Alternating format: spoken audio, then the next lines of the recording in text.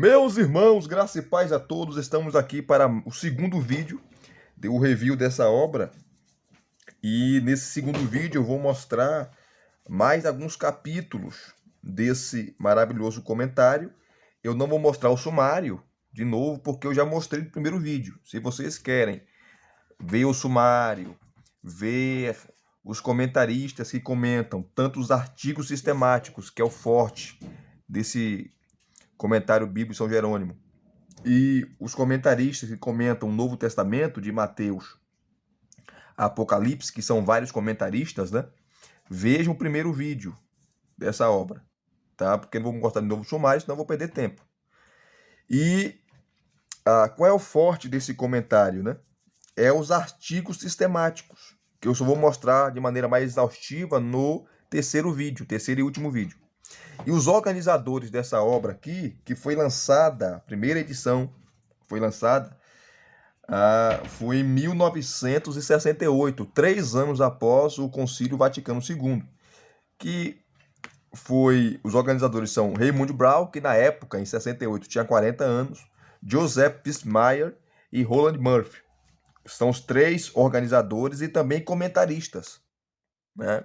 O Fitzmyer mesmo, ele vai comentar mais de 3 livros do Novo Testamento. Todos são eruditos no Novo Testamento, né? A maioria estão mortos, né? O Fitzmyer já morreu, acho que o Murphy também já morreu. O Brown morreu em 98, com 70 anos. Se tivesse vivo, estaria aí com 94. Né? Então a maioria desses eruditos católicos, grandes eruditos, já faleceram, né? Já faleceram. E antes de eu mostrar para vocês aqui mais alguns capítulos, deixa eu mostrar para vocês aqui um índice analítico, que é interessante. Muita gente vai ficar perdido e vai ficar sem saber usar o índice analítico, né? Então deixa eu explicar para vocês esse índice analítico aqui rapidamente, como usar essa obra, para você não ficar perdido aí, né? Que é o índice analítico. Ele fala aqui, ó. Deixa eu aproximar para vocês, senão vocês não vão ver nada aqui. Ele fala aqui, ó. As referências do índice são os números do artigo e da seção. Deste modo, 70, né, 18, 22, refere-se às seções 18 e 22 do artigo. No artigo 70, por exemplo, que é a crítica moderna no Novo Testamento. As referências em negrito indicam o tratamento mais importante de um assunto. Enfim, você tem da letra A letra Z, tá? É o alfabeto. Então, deixa eu pegar aqui só um exemplo rapidamente para vocês verem, né? Vamos lá. É muita coisa para falar aqui. Deixa eu só pegar um exemplo. Por exemplo, aqui, ó. Um único exemplo para vocês entenderem. A palavra anticristo, tá vendo aqui, ó? Anticristo. Aí você vem na frente o número 53, aí 18, 19, 62.6, aí você fica perdido. Esse número aqui, ó, 53, é o número do capítulo, tá? Aí você vai no capítulo 53. Vamos procurar o capítulo 53. Tá? Que vai aparecer aqui, ó. Tá vendo aqui, ó? Aqui tá o 74. 74 é o número do capítulo.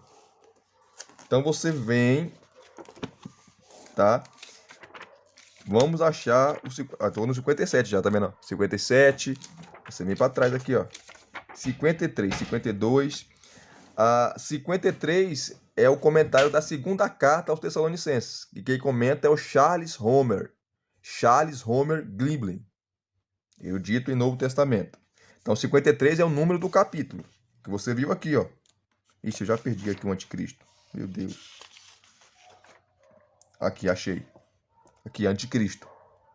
Tá? Tô no número 53, que é o comentário da carta, a segunda carta aos Tessalonicenses. Esses números aqui na frente, ó, 18 e 19, são os números dos tópicos, tá? O do esboço. Ele comentando, né, acerca do anticristo. Então você vem aqui, número 53, é o número do capítulo, tá?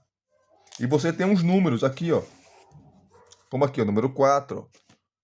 Número 5, que é o esboço, tá? 6. Então vamos pegar os 18 e 19, tá? Você tem na frente os números e você tem o comentário dos versículos na frente. Então 12, 13, né? O número 14 ele comenta os versículos 6 a 10, tá? O número, cadê? 15, 16, 17, aí você vem o número 18. Tá vendo aqui, ó? Capítulo 53, o número do artigo aqui, ó. 18 e 19. Ele comentando sobre o anticristo, tá? Vocês entenderam aí? Voltando aqui, ó. Você tem o anticristo, o número 53, que é o número do capítulo, e o esboço ali vai mostrar para vocês os versículos, o número 18 e 19, que ele vai tratar sobre o anticristo. E também o capítulo 62, tá? A referência do esboço 6, o esboço 22 e o esboço 28. E assim sucessivamente. Vocês compreenderam? Tá? Aí ele vai falar aqui, ó. Olha que interessante. Rapidamente aqui, ó. Que é só um exemplo para vocês verem como usar o índice analítico, tá? Olha que interessante. No pensamento apocalíptico, o mal deve chegar a certa medida antes que o tempo esteja maduro para o justo julgamento de Deus. Uma necessidade fundamental para a vinda do Senhor é a manifestação do mal em sua pior forma concebível, de acordo com a imaginação bíblica e o propósito pastoral criativos do escritor. Em consequência disso é que serão construídos os sinais, que é os versículos 3, parte B, e o versículo 4. Porque deve ter primeiro apostasia, aparecer o homem ímpio, o filho da perdição, o adversário que se levanta contra tudo que se chama Deus, o recebe culto, chegando a sentar-se pessoalmente no templo de Deus, querendo passar-se por Deus. Esses sinais funcionam como pré-condições para aquilo que no versículo 2 tinha deixado incerto, que o dia do Senhor, quer dizer, a volta de Cristo, não está próximo. A apostasia é a perda da fé da parte dos próprios cristãos ou dos que assumiram como tal. A deserção do verdadeiro culto a Deus foi ampla no tempo das perseguições de Antíoco Epifanes, tá em Macabeus, né? A descrição do homem ímpio está em débito. Aqui, ó. A descrição do. Cadê? Verdadeiro culto. A descrição do homem ímpio está em débito com a descrição profética do déspota histórico que causaria apostasia. Como os versículos 8 a 10 tornarão claro, esse rebelde, anomos, é uma figura simbólica imaginária representando o mal real, a antítese da fé. Ele é ao mesmo tempo anti-Deus, versículo 4, anticristo, versículos 8 e 9, parte A, acompanhado por uma pseudo-parúzia, e o falso profeta por excelência. O tempo de Deus, que é Naos, pode ser uma referência à comunidade cristã enquanto objetivo do anti-Deus, já querendo passar por Hoste, que é mais definitivo, no contexto do ato rebelde de auto-engrandecimento. Pode ser entendido como incoativo e não como algo realizado. Contudo, também se pode entendê-lo como sendo simplesmente uma imagem clássica referindo-se à usurpação das prerrogativas de Deus por parte do rebelde. Nenhum interesse pelo templo de Jerusalém, destruído no ano 70, né? E é requerido por este cenário visionário. Aí ele continua comentando, né? Aí outra aqui, ó, o 19 também, né? Indica lá o índice analítico, que fala também do anticristo, que é o versículo 6 e 7, ele comentando também. E aí vai. Então, é assim que se usa o índice analítico. Você tem o número do capítulo e você tem esses números indicando os tópicos, né? Os tópicos, tanto do artigo sistemático como dos comentários. E agora, deixa eu mostrar aqui para vocês, né? Deixa eu pegar cá tá os romanos aqui para vocês. Vou pegar romanos aqui, ó. Estou em Romanos, tá? Aqui, ó. Carta de Paulo aos Romanos é o capítulo 51. Quem comenta é o Joseph Fistmeyer, que também foi um dos organizadores dessa obra. Né? Sempre você tem no indício, né? Ou no início, a bibliografia, tá? Que ele usou.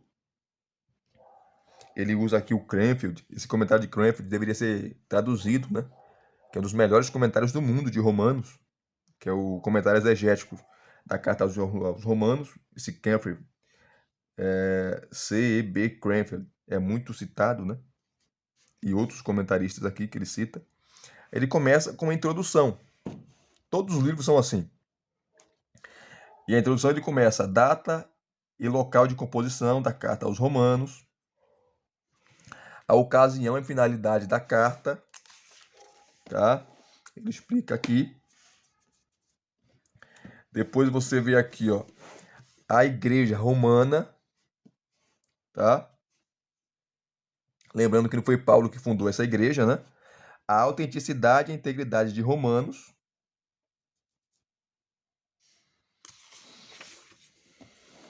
Vamos lá. Depois você tem o esboço da carta. Tá? Após o esboço da carta, o comentário. É assim que vai fazer com todos os livros. Tá? Você tem a introdução, versículos, capítulo 1, de 1 a 15. Aí você tem aqui o endereço e saudação, capítulo 1, de 1 a 7. Tá? Aí ele fala aqui, ó. A saudação. Servo de Cristo Jesus.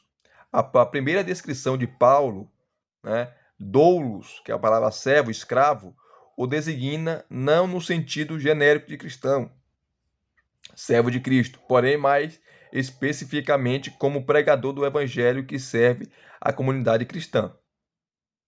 O uso que faz de doulos reflete não só o costume veterotestamentário segundo o qual certas pessoas se intitulavam servas de Yahvé, ou servas de Deus, no Antigo Testamento, mas também o emprego desse termo para designar grandes figuras que serviram a Yahvé na história da salvação, como Moisés, Josué, Abraão e por aí vai.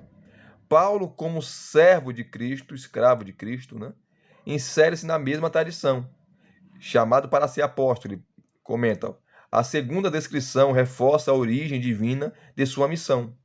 Então você tem aqui, por exemplo, Paulo, servo de Cristo, que é o senso de humildade. Chamado para ser apóstolo, senso de autoridade. Separado para o evangelho de Deus, senso de responsabilidade. Olha aqui, já tem uma mensagem aí, tá vendo? Aqui, ó. A segunda descrição reforça a origem divina de sua missão. O evento ocorrido nas proximidades de Damasco pode ser interpretado como seu chamado ao apostolado. Em Gálatas, capítulo 1, versículo 15, Paulo considera seu chamado como a continuação da vocação divina de figuras no Antigo Testamento. Jeremias, o servo de Yahvé. Sobre o apóstolo, veja comentários sobre Gálatas 1:1, escolhido para anunciar o evangelho de Deus. A terceira descrição de si mesmo, Gálatas capítulo 1, versículo 15, explica como Paulo foi designado para essa missão antes mesmo de seu nascimento. O particípio separado deve ser um jogo de palavras com o termo aramaico, peres, escolhido. A palavra subjacente a fariseu, né, que significa separado também, a palavra fariseu, os separados, né? Paulo pode estar sugerindo que seu passado de fariseu tenha sido um pano de fundo divinamente ordenado para seu apostolado. Isto significa, ao menos, que Paulo foi designado por Deus, mesmo antes de seu nascimento, para seu papel na história da salvação. Trata-se do Evangelho de Deus, porque sua fonte última é o Pai. Né? Aqui é o versículo 2, ele comenta que ele já tinha prometido, aí vai continuando o comentário. Então veja que comentário maravilhoso, né? Mesmo sendo um comentário único, às vezes os comentários serão extensos, às vezes curtos, ou da perícope, é um comentário maravilhoso. Deixa eu pegar Romanos 9, né? Qual a visão do Fittsmeyer sobre eleição, predestinação, né? Vamos para Romanos 9 aqui. Romanos 9. Deixa eu pegar aqui. Romanos 9. Pronto. De 1 a 5. Versículo 5 a 10. Ele vai comentar aqui, ó.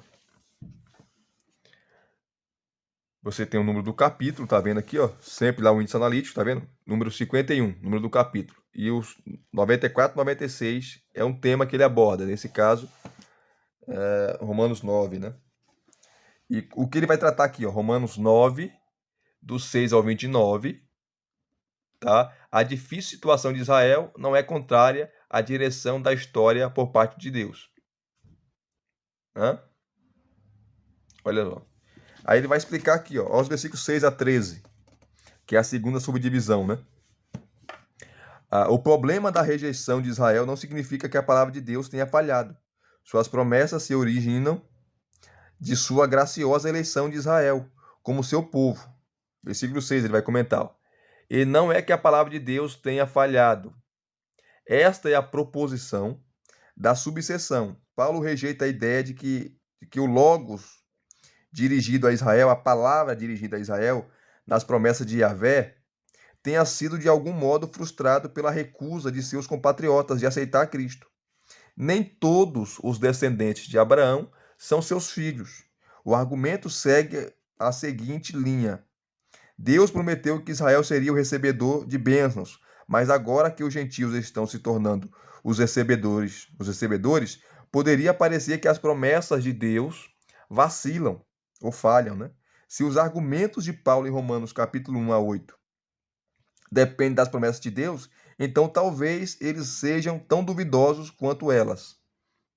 Não replica Paulo as promessas do Antigo Testamento, não foram feitas a Israel no sentido de descendência física, mas o Israel da fé, o Israel espiritual. Né? Aí vem o versículo 7. Seus filhos, né, que é os filhos de Abraão, tá? Apenas a descendência física não garante a herança. Né? Não garante a herança, pois Abraão teve muitos filhos. Mas a promessa patriarcal de salvação somente foi transmitida através de Isaac. Aí o versículo 8, ele comenta aqui, ó. Filhos de Deus. Os verdadeiros descendentes de Abraão são os nascidos em virtude da promessa, e não de uma relação, aí aqui a palavra grega, kata, sarca, segundo a carne, isto é, por descendência física. Os verdadeiros filhos de Abraão são os da fé, que seguem as pisadas de fé do pai Abraão. Então a descendência física não implica a descendência espiritual, é isso que Paulo está explicando. Né? A promessa se cumpre neles. Né? Neles, aqueles que foram obedientes a Deus. Você pega exemplos como Moisés, como Davi, como Samuel, como Gideão, como Débora, enfim. Foi nesses que a promessa se cumpriram. Né? Não em toda a descendência física de Abraão. Porque Ismael também era filho de Abraão. Mas a promessa não foi para Ismael. Né? E Deus falou, em Isaac será chamada a tua descendência. Aqui ele vai explicando, né? Deixa eu pegar os versículos 11. Cadê? Versículo 10. Cadê? Olha o versículo 10 aqui, ó.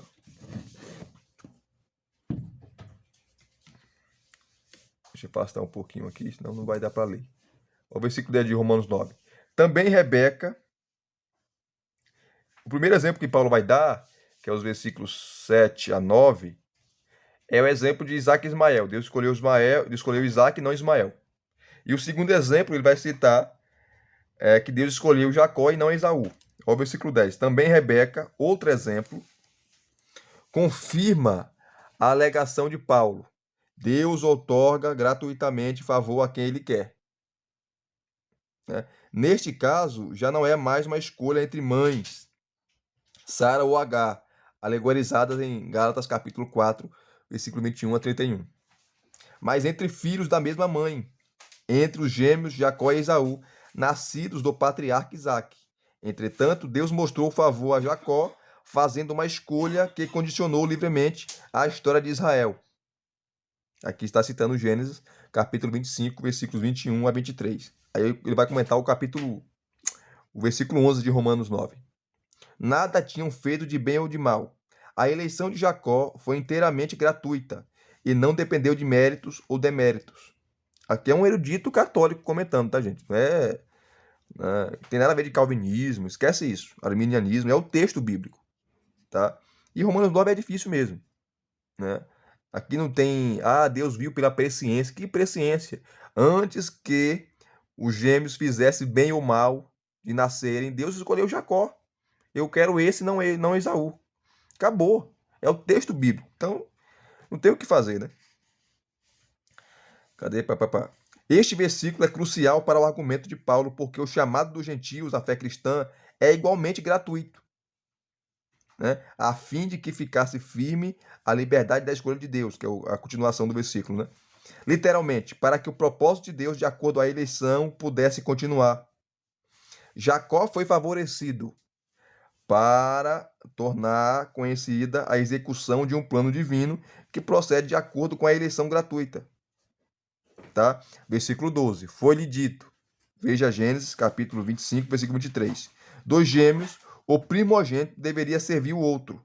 Israel descendeu do favorecido Jacó, e Esaú se tornou o ancestral de Edom, e dos idumeus posteriores, cujos habitantes nunca foram considerados verdadeiros judeus, ainda que João e Hircano os tenham derrotado aproximadamente no ano 108 a.C., e forçado a se circuncidar, assim como a seguir a lei mosaica. É isso aqui, José. Versículo 13. Amei a Jacó, citando Malaquias capítulo 1, versículo 2. O profeta registra o amor de Yahvé para com Israel e não então indica a razão das 5 grandes repreensões que seguem este protesto de amor. Paulo usa esta citação para enfatizar o papel de Israel no plano salvífico, em contraposição ao papel de Edom. Jacó e Esaú são representantes de seus grupos, aqui ele interpreta assim, né? Que tem em base também, né? Jacó e Esaú são tanto os personagens, né, o homem Jacó e o homem Esaú, mas também os representantes de ambas as nações. Jacó, Israel, as 12 tribos, e Esaú, Edom. Que lá é o contexto de Malaquias, né? Tá? Então ele fala aqui, o Fitzmyer. Paulo usa essa citação para enfatizar o papel de Israel no plano salvífico, em contraposição ao papel de Edom. Jacó e Esaú são representantes, isso aqui é um fato, né, de seus grupos étnicos e instrumentos na execução do plano divino. Aborreci Esaú, isto é, amei menos. Ele interpreta assim, eu não escolhi Esaú, né? Um exagero do Antigo Oriente Próximo, né? Que é um exagero no Antigo Oriente Próximo, a linguagem, né? Que Deus não escolheu Esaú. Então, aborrecer Esaú é não escolhi ele. Não escolhi ele. Tá? Escolhi Jacó para os propósitos salvíficos de Deus se cumprirem. Tá? Aí vem os versículos 14 a 24. Que ele continua o comentário. É maravilhoso o comentário. Tá? Para ser um comentário de volume único, é um comentário monumental e acadêmico. Então, esse é Romanos, né? Vamos pegar aqui, queridos, rapidamente, para vocês verem. Tá? Deixa eu pegar aqui, ó, a primeira carta de Paulo aos Coríntios. Quem comenta é o Jeremy Murphy O'Connor. Jeremy Murphy O'Connor, ele escreveu várias obras sobre Paulo, né? Eu fiz aqui 2 reviews das obras dele. O primeiro review, tem um review que eu fiz aqui, que é Paulo de Tarso, a história de um apóstolo, e o outro, Paulo, uma biografia crítica. Tá? Deixa eu pegar aqui para vocês, 1 Coríntios, que é o capítulo 49. Como eu falei nesse segundo vídeo, ou nessa segunda parte, né, estarei mostrando mais os livros, né? Só na terceira parte eu vou mostrar os artigos sistemáticos. Aqui, ó, capítulo 49, primeira carta aos Coríntios, quem comenta é o doutor, ele está vivo ainda, Jeremy Murphy O'Connor. Todos os livros, né, vai aparecer primeiro a bibliografia que o Connor usou para o comentário da carta aos Coríntios. Ele começa com uma introdução, tá? Corinto. Ele fala onde ficava Corinto, enfim. Dá uma introdução à cidade, que eu não vou ler, tá? Depois ele vai falar sobre a composição da igreja, a formação, que está lá em Atos capítulo 18. Depois, data e lugar de origem. Né? Ele fala que a data aí varia, né? Entre o ano 52 a 57. Ocasião e finalidade dessa carta. E o esboço. Você tem o esboço. Após o esboço, você tem um comentário. Todos os livros vai seguir assim. Após o esboço, você tem o comentário. Deixa eu afastar um pouquinho aqui, senão não dá para ler. Aqui o esboço. Depois o comentário. Aí tem a introdução, saudação e ação de graças. Capítulo 1, de 1 a 9. Que é todo a perícope. Aí ele vai comentar os 3 primeiros versículos, né? Ele fala assim, ó, a fórmula introdutória segue, aí ele vai embora. Tá? Ele vai embora. Vamos lá, gente, para o capítulo 12. Ou melhor, o capítulo 14 de Romanos. Vamos ver a visão do Murphy O'Connor. Na verdade, eu peguei aqui a segunda carta aos Coríntios, a primeira carta aos Coríntios. Deixa eu pegar aqui, ó. O capítulo 14, né? Da primeira carta. Qual é a visão do O'Connor sobre profecia, né? Deixa eu pegar aqui. Aqui é capítulo 14, mamou os dons, aqui. Aqui, ó. A profecia é mais importante do que as línguas. Nós pentecostais deveríamos aprender isso, né? Nós damos tanta ênfase ao dom de línguas. Paulo não dava tanta ênfase assim, não. A profecia é superior. Tanto a profecia, a palavra pregada, como o dom de profecia, né? Olha só o que vai falar aqui o Connor, capítulo 14, de 1 a 25. A crítica de Paulo às línguas indica que os coríntios davam uma importância indevida a este dom. O misterioso balbuciar de sons ininteligíveis era visto como o mais claro sinal de possessão pelo espírito e, portanto, aumentava o prestígio social. O individualismo latente é mostrado pela avaliação de Paulo em termos de utilidade para a comunidade, que ele enfatiza através da contraposição entre línguas e profecia. Aí você tem aqui versículo 1. Aspirai. Há um certo realismo na sugestão de que os crentes tendem a receber os dons que querem. Versículo 2. Línguas. Embora audível, a grossolalia é inteligível somente a Deus, o autor do dom. E dessa forma é completamente diferente das línguas estrangeiras de Atos, capítulo 2, de 4 a 11. Então ele vê aqui uma diferença, isso é o Connor, tá? Gerald Murphy O'Connor, ele viu uma completa diferença entre Atos 2 e capítulo 14, 1 Coríntios, porque não é o mesmo as línguas. Se você falar que capítulo 14, 1 Coríntios é idioma humano, você vai ter problema. Porque Paulo fala que ninguém entende, só Deus entende. Ué, se é um idioma humano e a pessoa está falando inglês e eu sei falar inglês, logo não só Deus entende, eu também entendo. Ou se a pessoa fala alemão, se a pessoa fala chinês, se a pessoa fala russo. Então, é um idioma aqui misterioso, né? E espiritual. E o Connor concorda, eu concordo com o Connor aqui. Versículo 3, ele comenta aqui, ó, profetiza. A profecia é definida por seu efeito na comunidade, porque ela, quando a profecia, ela edifica todo o corpo. As línguas só edifica a pessoa que fala. É um dom de caráter individual. E Paulo aqui está falando do dom em relação de profecia, que é superior ao de línguas, que envolve toda a comunidade, a edificação de todo o corpo de Cristo. Logo, as línguas só têm efeito se forem interpretadas, senão é para ficarem calados e falar consigo mesmo e com Deus.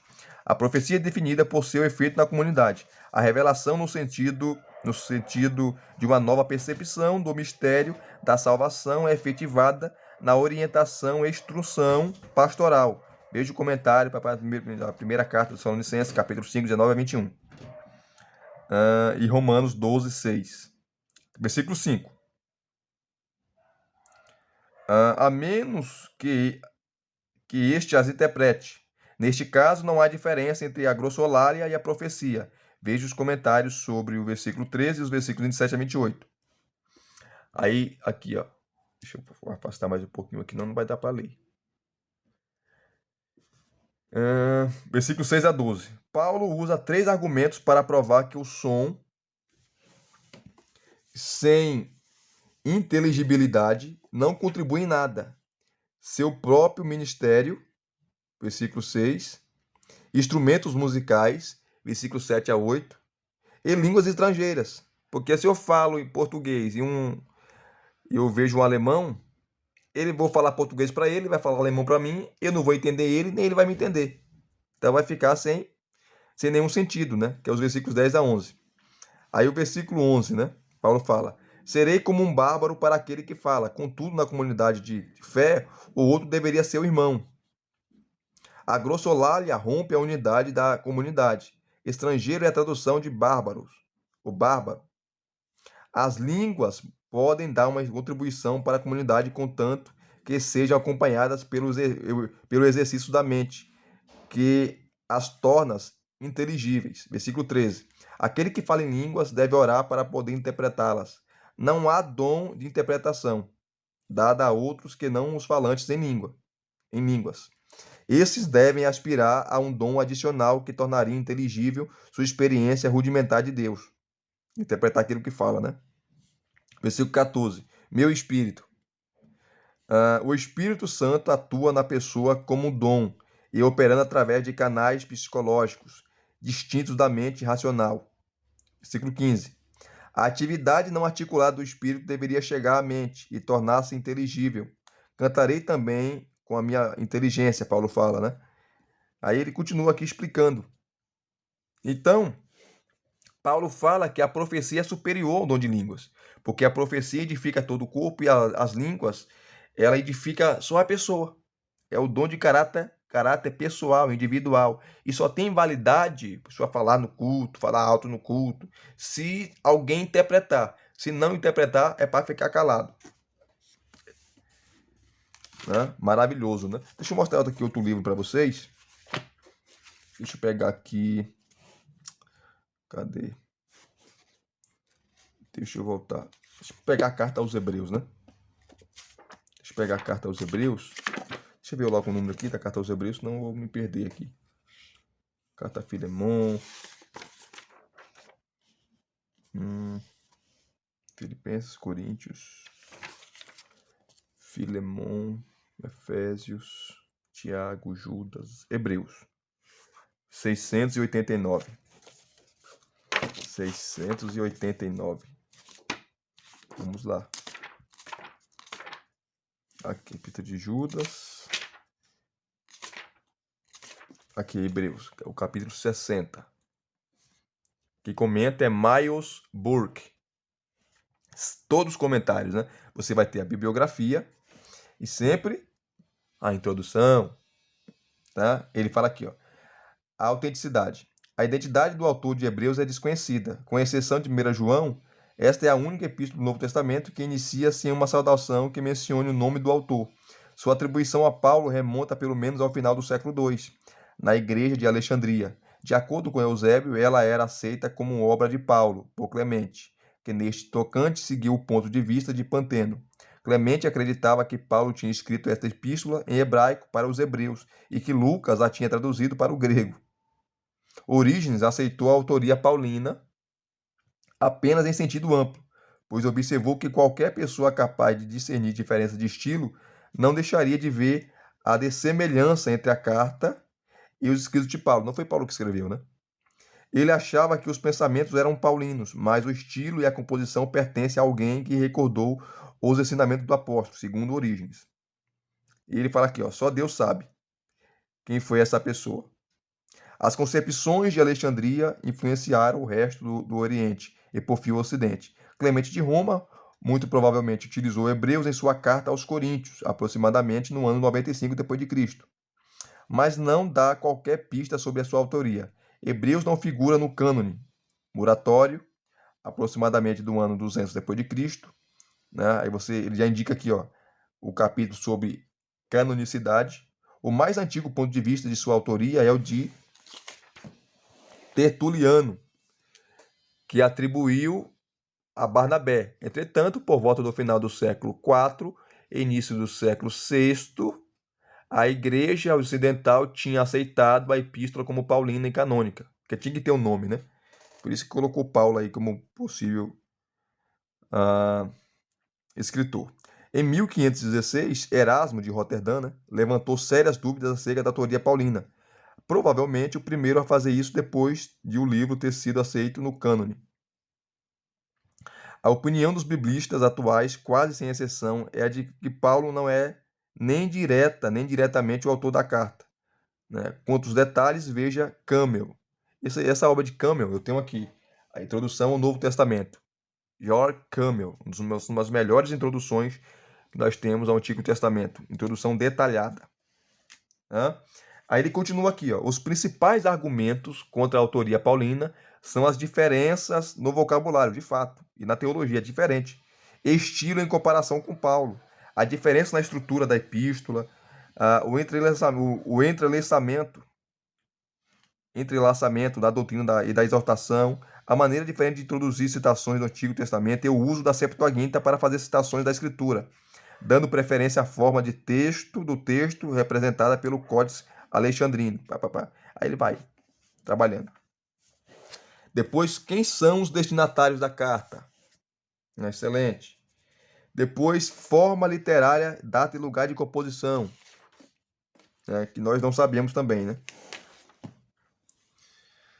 Ai, aqui, aí você tem o esboço da carta aos Hebreus, aqui embaixo. Tá? Após o esboço, você tem um comentário. Então veja que os livros vai seguir esse padrão, né? Então você tem aqui o comentário, a introdução, capítulo 1, de 1 a 4, que ele começa assim, ó. Ele comenta o versículo 1. Muitas vezes e de modos diversos, de muitas maneiras.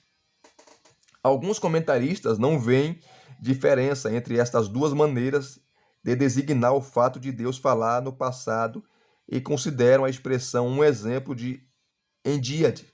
Entretanto, é mais provável que cada uma delas faça referência, respectivamente, à natureza fragmentária da revelação do Antigo Testamento e à variedade de formas pela qual esta se deu. Aí ele continua. Aos pais, os ancestrais de Israel.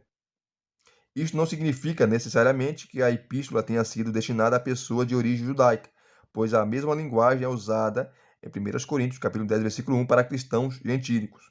Por sua conversão a Cristo, o descendente de Abraão, os gentios foram introduzidos na coletividade do Israel espiritual. Aí ele continua aqui, ó, pelos profetas. Não só aqueles cuja mensagem está preservada nos livros do Antigo Testamento, que levam seus nomes, mas todas as pessoas na história de Israel pelas quais Deus falou. Por exemplo, Abraão, Moisés, Natã, Elias, por aí vai. Capítulo, versículo 2. Agora, nesses dias, que são os últimos, né, literalmente, no fim desses dias, a expressão grega traduz na Septuaginta o termo hebraico Be-Ararit, Arraiamim, no fim dos dias. Né? Aqui, estes é acrescentado a fórmula da Septuaginta, que nem sempre significa o fim dos tempos, a era final, mas este é seu significado usual. O autor de Hebreus, juntamente com a proto-cristandade em geral, considerava a era final como inaugurada pelo evento de Cristo, principalmente pelo sacrifício redentor de Jesus. E ele fala dos cristãos como pessoas que experimentaram as forças do mundo que há de vir. Aí ele continua aqui, ó, por meio do Filho, literalmente, por um filho, isto é, alguém que é filho. O ato de Deus falar através de seu Filho é primordialmente a revelação de seu propósito salvador no que diz respeito ao gênero humano por meio da vinda de Jesus e da redenção eterna, alcançada por meio de sua morte e exaltação. Cristo é a última palavra de Deus para o mundo. A revelação nele é completa, final e homogênea. Tá? Aí aqui, o versículo, continua aqui, ó, versículo 2, né? Herdeiro de todas as coisas, e pelo qual fez os séculos. Trata-se do papel do Filho como redentor e mediador da criação. Embora venha no final dos tempos, a redenção é mencionada primeiro. O fato de ele ter sido feito herdeiro não é um acontecimento fora do tempo, anterior à encarnação. Ocorreu quando ele entrou na glória após sua paixão. A ligação de herdeiro e herdou, versículo 4, mostra que o fato de o filho ter sido feito herdeiro de todas as coisas está associado com o fato de ter dado o nome que excede os dos anjos, que recebeu após a sua humilhação. Entretanto, ele existia antes de aparecer como ser humano, filho pré-existente, né? Por meio dele, Deus criou os séculos, que é τους aionas. O termo grego aion pode significar o mundo ou século, mas seu emprego no capítulo 11, versículo 3, em associação com a criação do universo, sugere o primeiro significado aqui, a não ser que o plural deva ser considerado carente de sentido. Aqui aparece a concepção de mundos, o visível e o invisível, sentido este último, os vários céus, né? Aqui, sustenta que a designação do Filho como mediador da criação e as afirmações subsequentes do versículo 3 apontam para a pré-existência talvez mais de uma ideia e propósito na mente de Deus do que de um ser divino pessoal. Né? E continua aqui. Aí ele vai continuando comentando o versículo aqui, ó.